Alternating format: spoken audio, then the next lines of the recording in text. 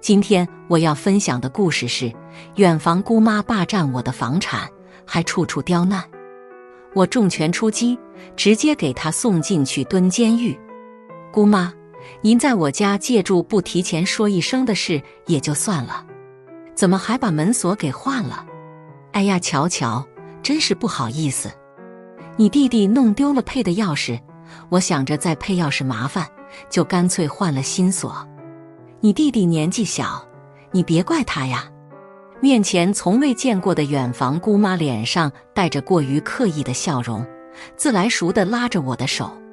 她的女儿看起来只比我小2岁，20岁出头的样子，出落得分外瘦小，瑟瑟缩缩地躲在她身后。而所谓得年纪小不懂事的小儿子，正毫无分寸地坐在主位上，吃得油光满面，一手抓着鸡腿啃着，一手拿着手机大声地播放着某音的搞笑视频，发出阵阵刺耳笑声。我抽回自己的手，脸上露出我理解的客套笑容，在心里翻了个白眼。丢了钥匙嫌配钥匙麻烦，换锁怎么就不麻烦了？不知道哪座山里出来的大尾巴狼刚修出人形，就来我这装模作样起来了。既然你们自己撞枪口，就别怪我脾气差不好惹。我叫乔乔，是一个网文写手，最近卡文卡得很严重的那种。可想而知，我的心情就和充满了沼气的小井盖一样，表面看起来平平静静，一旦有熊孩子不知深浅往里扔个2踢脚，就会炸个天崩地裂。我妈去楼下收完租，上楼看到我蔫了吧唧的死样，大手一挥，抓起我和码字的小本本扔进车里，决定把我送回老家待着。据老妈说，老家咱那屋子空着，你自己滚回去住吧，省得成天在家垂头丧气地看着人心烦。你老跟你奶都说想你，你饿了就去蹭饭，不想去就点外卖吃，别饿死就行。我跟你爹旅游去了。OK， 我懂了。嫌我在家放光芒碍眼了呗。不过想了想，老家前几年爸妈翻新过，前草地后池塘，中间3层小洋房，傍着旁边的度假山庄，属实是个独自宅家码字的不二之选。我抱着吃饭的家伙事，开开心心地开着爱车回老家。说是老家，其实就在隔壁市。平时过年我爸妈闲不住，总爱到处跑。逢年过节，家人老人都会来我家小住几天，因此我也很少回去。几年没回去，还挺想我奶的红烧猪蹄和我老义山坡的溜达鸡。前些年我爸眼光毒辣，抓住时机把老家那一片山开发成市内最大的度假山庄，家家户户住上新房子，日子过得别提多红火。我靠着导航和记忆开到家门口，打开车库准备停车，却发现里面已经停着一辆陌生的车。或许是奶奶家来客人，借用了一下，问题不大，先进屋再说。我掏出钥匙开门，打不开，换一把钥匙还是一样的结果。找错地方了？不可能啊，家门口石狮子是我爸选的，左边狮子牙上那个豁子是我淘气砸出来的。我家已经几年没人住了，3把钥匙，一把现在在我手里，一把放奶奶家备用，另一把给了相熟的保洁阿姨。平时家里只有保洁阿姨隔段时间来转一圈，打理一下卫生和后院的花花草草。那2楼我妈心爱的大露台上多出来的晾衣服架子和一堆衣服是哪来的呀？我爸有个哥哥，家里人关系一直很亲近，3家的房子是挨着的。奶奶家和大伯家都不缺房间，怎么会住到我家里去？怀揣着种种疑问，我把车停好，先去了奶奶家。一进门，奶奶就迎了上来，拉着我的手嘘长问暖了好一阵子。聊了半天家常后，进入正题。乔乔，你说你家呀？哦，那是你远房姑妈。离了婚，一个人带着2个孩子，实在可怜。来家里住几天。那孩子年纪小，看了你家屋子喜欢，非要住进去。我想着你们也不怎么回来，就暂时借给他们住一下。奶奶笑得慈祥，面上颇有些不好意思。她一时心软，没好意思拒绝，谁成想我恰好回家撞上。我也终于搞清楚了，这位所谓的远房姑妈是哪门子的亲戚。原来是我爷爷妹妹的儿子的媳妇的娘家嫂子的姐姐，八竿子打不着的亲戚。但我奶奶心软，看他们可怜，也就让住下了。想来是最近阿姨放假，一时没去我家，因此也没发现家里多了几位不速之客。虽然这母子几人不懂礼数的，让人有些生厌，但也确实身世可怜，本着能帮就帮的原则，我暂时按捺下心中的不忿，准备看看他们的实际情况之后再说。或许是听说我来了，素未谋面的姑妈忙不迭地组了饭局，请了我们一家人吃晚饭。和奶奶到了饭店，大伯一家还没有来，只有他们一家三口在。姑妈冲上来拉住我的手，便发生了开头的那一幕。我心中已经起了怒火，但念在是在外面，不愿闹得太过难看，便扶着奶奶在次座坐下。姑妈大大咧咧挨着小儿子坐下，自顾自地倒了一杯水喝起来，并嘱咐儿子快点吃，多吃点，可别饿到了。妹妹则看没有人关注她，独自安静地坐在了靠近门口上菜处的位置。打眼扫一下，就大致知道这家是个什么情况。我给奶奶和自己倒上温水，也给门口的妹妹倒了杯。她有些拘谨，低头不敢看我，小声地说了句谢谢。回到奶奶身旁，我陪着她说话，刷刷手机，等着大伯一家来。可惜姑妈还要作妖，她盯着儿子赶紧吃完鸡腿去拿另一个，又转过头来看我。瞧瞧啊，真是不好意思，你弟弟非要睡在你房间，小孩子倔我说不动他，这几天你就在家里客房对付下好了。不过也委屈不了几天，过几天你不就回去了？钥匙只有2把就不给你了，你进门喊我们给你开就行。打的是一手反客为主。原本想着素未相识，但多少沾亲带故，何况他一个人带着孩子也确实辛苦，家里房子多，住一住也没什么。只是这姑妈属实不是个安生的主，怕是再住几天就把我家当成她家的了。既然如此，也不必软声软气的受人欺负。没事呀，姑妈，刚才来得及忘记和您说了。我放下手机，笑得温温柔柔，开口回她。刚到家的时候看门锁不对，吓得我以为是遭了贼，就连忙打电话报警，把房子的门锁换了。奶奶回头看我，有些吃惊，但她也意识到姑妈的行为不妥，所以什么都没说。我来之前当然没有报警，是在来到饭店看到这位姑妈究竟何许人也之后，才用手机联系了我爸在这的助理李叔，拜托他帮我换了门锁，顺便把屋里那些多出来的东西打包好，统统整理出来。哎呀，怎么这样？姑妈慌了神。真不好意思啊，姑妈，您来住之前也没提前说过这事。我年纪小不知情，一时间还以为进了贼，吓了一大跳，就慌忙报了警。最近写文的女主人设是个天然呆的耿直 girl， 总是直言不讳而又真诚地说出梗人的话，打脸一切阴阳怪气。我一脸诚恳地望着姑妈明显哽住但又无法发作的脸，眼中是3分天真2分愧疚和5分满满的真诚。好人设，真好使，拿来吧你。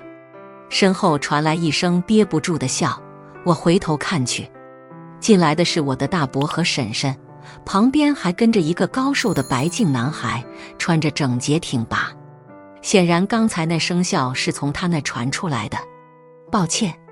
他将右手拢成拳头放在唇边咳嗽了下作为掩饰，右手放在身侧悄悄对我比了个6。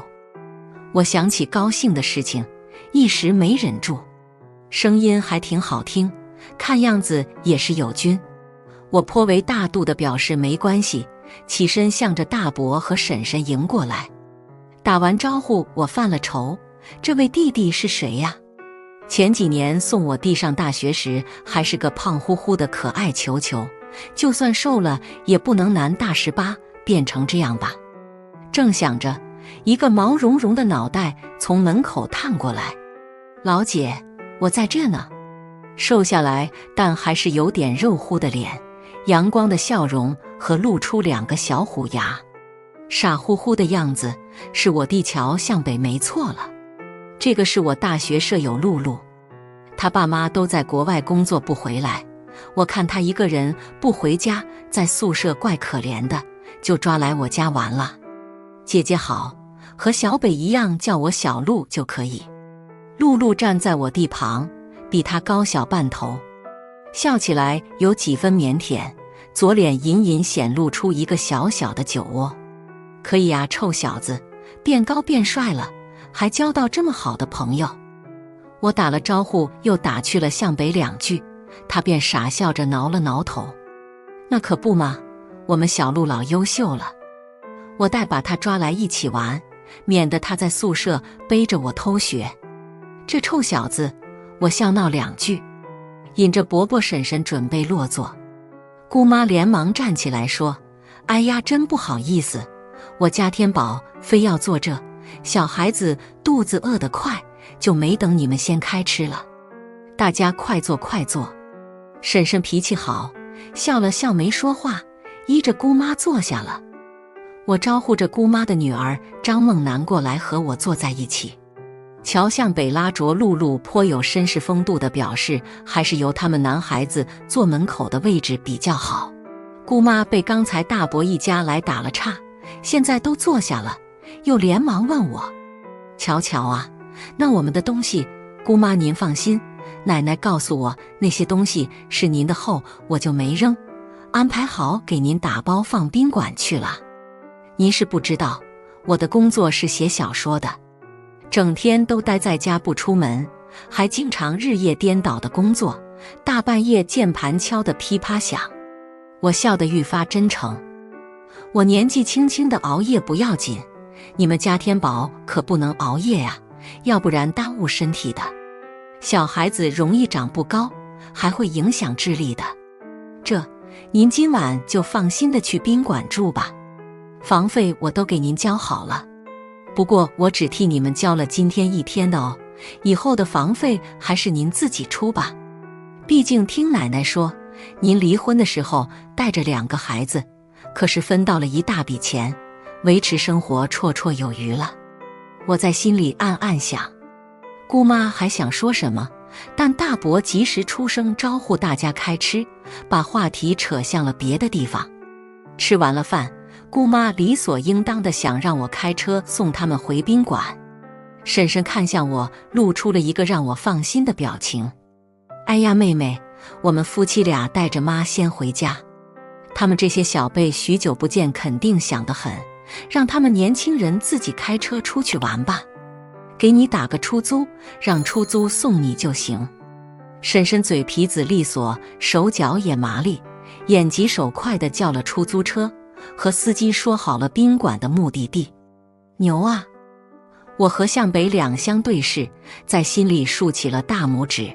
见事已至此，姑妈只得带着天宝上了车，却伸手推着张梦楠下来。你也是年轻人，多跟你哥哥姐姐们一起玩玩，培养下感情。说完扬长而去，只留下我们4人大眼瞪小眼，气氛只能用2个字来形容：尴尬。最后露露提议，正好4个人，不如去搓麻将。打麻将总要有个彩头才有趣，向北点了啤酒，赢家不喝，输的3家1人1杯。我的手气出奇的好，再加上梦楠似乎有些心不在焉，总是给我喂牌。打了没几圈，她的脸就红起来了。巧巧姐，对不起。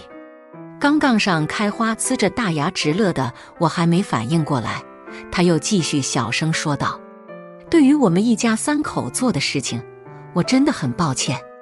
您家里损坏的东西，麻烦您列个清单，我一定会还给您的。我沉默着，从他这里得知了事情的另一个角度。父母离婚后，弟弟分给了母亲抚养，而他已经成年了，因此边读大学边兼职赚钱寄回家给母亲。不知他母亲从哪听说了我乃这个父亲戚和他读的大学在一个城市，就带着弟弟以拜年的名义住进了我家。真的很抱歉，我也劝过我妈，但是她并没有听我的。她低着头，素净的脸带着窘迫。白天我出去打工了，没能给你开门让你回家，真的很抱歉。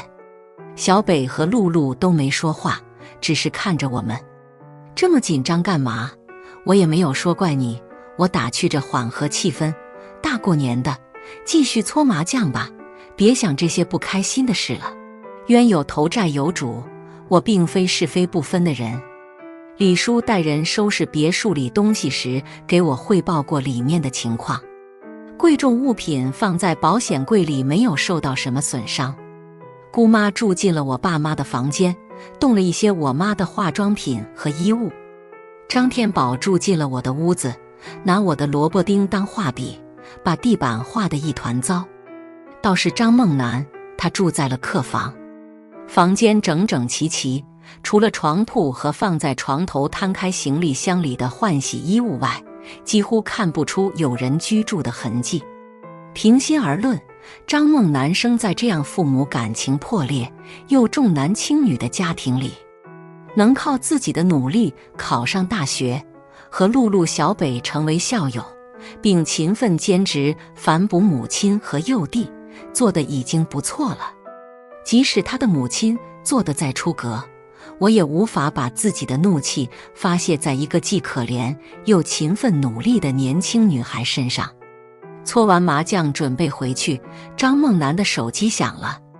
这什么破房间这么小，根本没大别墅住的舒服。姑妈的声音不开免提也清晰的所有人都听得到。2张大床我和你弟睡了，那小床上放的都是衣服，没地方给你住，你晚上自己想办法吧，别回来了。说完便挂了电话。我有些气笑，给他们安排的房间是亲子间，2张1.8米大床加1张1.2米小床，住下他们一家3口绰绰有余。谁曾想连一张小床都不给自己的女儿留。如今正值暑假，大学里早就没人了，让一个小姑娘大半夜独自去住宾馆，我看着也于心不忍，只能把张梦楠先带回我家住一晚，希望他妈别就题发挥又上门来闹。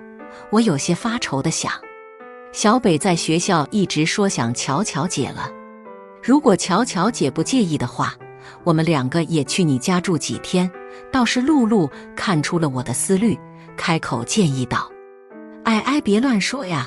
小北有些脸红，不过去姐姐家住2天也好，免得我妈天天嫌弃我睡懒觉。对此我倒是没有意见，反正屋子那么多，不就是给人住的。再说家里多2个男孩子住，真有人上门找麻烦，也能搭一把手。4个人这一住就是好几天。姑妈这几天倒是安生了，带着她的宝贝儿子出去逛逛街，到处溜达，没再来打扰。早上露露起得最早，起了床就先出去晨跑。第2个起床的是梦楠，她做好4个人的早饭，默默吃完自己的那份就出去兼职。露露晨跑完回来喊我和小北吃早饭，同时负责做好午饭和晚饭，喂养我和小北2个只知道张嘴等吃的生活废物，顺便留下一部分晚饭等早出晚归兼职的梦楠回来热热吃。而我则过上了醒了就码字，饿了吃，困了睡觉的快乐生活。不得不说，露露和孟楠的饭做的确实好吃，我还挺享受这样的同居日子。住在一起的日子，我对露露和孟楠也逐渐了解。露露和小北一样，都是学金融管理学的，因为绩点高和竞赛实践全面开花，早已获得了保研名额。在小北苦哈哈准备考研的时候，毕设已经做得差不多了。最近在导师的安排下，抓着小北监督他的论文。而孟楠则像个无情的打工人，上午去超市帮忙搞促销，下午到处发传单，晚上做家教。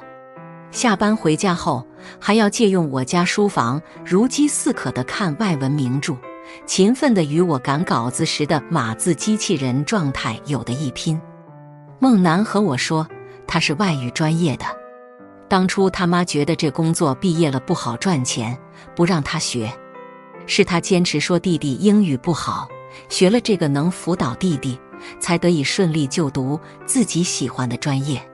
我有些佩服他对赚钱的毅力，但对于他赚钱的方式并不认可。我考教了他的翻译能力后，建议他保留家教，辞掉那些发传单类的低报酬工作，多接一些翻译文稿的兼职。我的小说正好在计划打开海外市场，就先把孟楠推给了我的编辑，让他试试靠翻译赚钱。孟楠颇为惊喜，倒也没有过多地推辞，接受了这个建议，拿着编辑给他的文稿内容开始翻译。孟楠的翻译水平不错，得到了编辑的认可，我很替她开心。像她这样顽强努力的女孩，只要有人帮她一把，她就能抓住机会全力以赴地成长。我原以为能这样安安稳稳地一起生活到他们仨开学返校。那天我和露露、小北起了个大早，一起去外婆家吃溜达鸡，看孟楠熬夜翻译正在补觉，就没喊他，让他在家休息。没想到就在这天，家里出事了。我难得起了个大早，接到外婆的电话，说让我去抓鸡，她炖地锅鸡给我们吃。我连忙呼朋唤友。孟楠昨晚翻译到深夜，睡得死沉沉，叫也叫不醒，我们仨就给他留了纸条，去外婆家了。外婆家的鸡跑遍了一片山头，我们分外卖力地抓了几只，吃了个肚皮溜圆。下午回去的时候，我还用保温盒给孟楠打包了一份饭菜，怕他饿着。结果回家一看，你猜怎么着？我出去吃个鸡，家被偷了。我家的别墅门被蛮力强行破开，门口花盆碎了一地。走进去，我的佩卓夫收藏系列钢琴被熊孩子泼透了水，熊孩子和他妈不知去向。一个面相凶狠的中年人抱着我家小保险箱想往外走，被孟楠死死抱住小腿拖住。我们赶紧控制住那陌生男人，打电话报警找医生。孟楠脸上带着伤，却不在意伤口，只是哭着和我连声道歉，说他被砸门声吵醒，发现是他妈带着已经离婚了的爸上门，嚷嚷着要进来。我心知大概是姑妈知道了宾馆前我没有预付，又恰巧前夫找上门来，便一起来我家打秋风。孟楠说他不愿开门，躲在里面劝他们离开，却拦不住。家门出于美观，我妈选择了木门，美则美矣，但却不如金属质地的结实，被孟楠他爸硬生生砸开闯进来。熊孩子毁了我的钢琴，熊姑妈则顺走了我妈的首饰衣物。熊爸倒也知道什么值钱，想拿走保险箱，被正巧赶回来的我们堵个正着。我给孟楠擦伤口的时候，李叔已经赶来了，警察也带来了先走一步的熊姑妈和熊孩子。入室抢劫人赃并获，但熊姑妈还想抵赖。什么叫入室抢劫？都是亲戚的，我进来拿点东西怎么了？要不是你们换锁，我兜里还有钥匙呢。我好心地提醒她，虽然叫一声姑妈，但我们实际上可不算亲戚。再说之前的钥匙是你私自配的，并不是我给的。她前夫看她吃瘪，此刻倒也默契，看出刚才我们对孟楠伤势的重视，眼珠子一转盯上她。我们可不是闯进来的，是她开门让我们进来的。姑妈也连忙搭腔，就是我女儿可是住在这的，她邀请我们进来的，怎么能叫抢劫呢？说罢推了一把身旁傻愣着的张天宝，拧了一下肩膀示意他说话。小孩便扯着嗓子大哭起来，姐姐让我们来的，姐姐让我们来的，不是爸爸妈妈闯进来的。小北气恼，那门上的痕迹还在呢，怎么就是孟楠开的门了？巧巧姐，对不起，可我真的没有开门。张孟楠小脸煞白，结结巴巴地为自己辩白。我呸！你是我女儿，老子说是你开的就是你。张爸眼一横，反正在场的就我们4个，3个人都说是他开的。就是，少数服从多数，抓呀！把我们一起抓起来！姑妈连声叫嚣，大概是认为如果拖张孟楠下水，我会因为顾忌孟楠而把这件事轻拿轻放。谁说没人看到？小子小子！我在欢快的童声响起，播放下午的监控内容。好的，主人。客厅的荧幕应声亮起，播放的就是下午张家一家3口闯进来时门厅的监控内容。能清楚地看到张孟楠的苦苦劝告，张爸张妈的不依不饶。僵持许久后，张爸搬起门口花园的割草机，重重砸在门上，直到把门砸开闯了进来。之后画面转到室内，看到他们3人在屋子里为非作歹，四处抢砸。张孟楠尽力阻止，却收效甚微，脸上身上的伤口也是在阻挠的过程中被他的家人打出来的。小北气得够呛，为人父母怎么会有你们这样的，对自己的女儿也如此狠心？我则面向警察，警察同志，情况你们也看到了，人赃并获，证据确凿，接下来的事就麻烦你们了。张妈这时才意识到情况不对，想要扑过来找孟楠求情。楠楠，我是你妈妈呀，你快求求他们，我和你爸要是被抓起来，你和你弟弟可怎么办啊？孟楠撇开眼不忍再看，小北挡在他前面，阻挡了张妈试图抓捞他的手。警察同志，凭借监控内容，我认为其家人对张孟楠存在家暴情节，麻烦您重视一下这方面。沉默许久的露露也开了口。之后的事都由李叔全权负责，他向检察院提起申诉。调查阶段，向当事人询问是否接受调解。我和孟楠2人坐在书房里交谈。你希望我看在你的面子上谅解你的父母吗？不，巧巧姐坐在我对面的女孩虽然悲伤，但态度坚决。我总以为我的父母只是性格不好，没想到如今却到了违法犯罪的地步。作为女儿，我当然不希望我的父母坐牢，可是他们真的做错了太多事，理应受到惩罚。巧巧姐，我爸妈损坏的东西，我会努力赚钱偿还你的。我可以给你写欠条，可能要很久才能还完，但我不会赖账的。东西是你父母损坏的，和你有什么关系？要赔偿也应当是他们赔，轮不到你来。我冲他一笑，心里已经有了决断。原本问他的意思，其实也不会影响我的决定。我不会谅解他们的，做错了事就要付出代价，就算张孟楠劝我，我也不会接受。没有原则的善良心软，只会让自己的人生变得辛苦。如今看他坚定的拒绝，与初见时那个怯懦躲在母亲身后的沉默女孩截然不同，她似乎成长了。我很高兴看到她的变化，也相信她父母的事对她而言不是伤害，而是她蜕变成长的契机。张父张母因入户抢劫，造成巨大财产损失，判处12年有期徒刑，并处罚金作为对我的补偿。在此基础上，张父因为殴打虐待女儿，在公开场合贬低其人格，对其肉体和精神产生折磨，判处3年有期徒刑，共计15年。张天宝因为未成年造成的财产损失由其父母负责。张梦楠年满18，申请变更抚养权，成为张天宝的法定监护人。对于这个嚣张跋扈的弟弟，张梦楠的情绪很复杂。他说，天宝小的时候还是很乖的，小小的孩子黏着他，甜甜糯糯地叫他姐姐。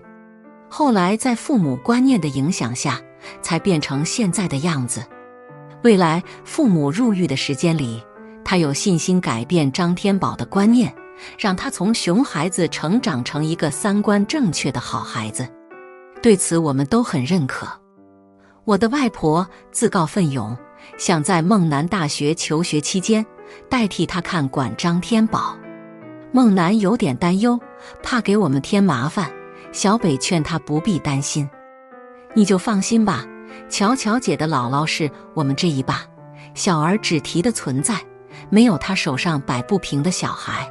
在我们的再三劝说下，他终于很是愧疚地把弟弟托付给了我的外婆。谢谢你们，我真的不知道该怎么谢你们才好。天宝每个月的抚养费我会打给外婆的，请你们一定要收下，不然我心里真的过意不去。我连声应下，无所谓，又不差一个小屁孩一口吃的，存起来以后留着给梦楠傍身用。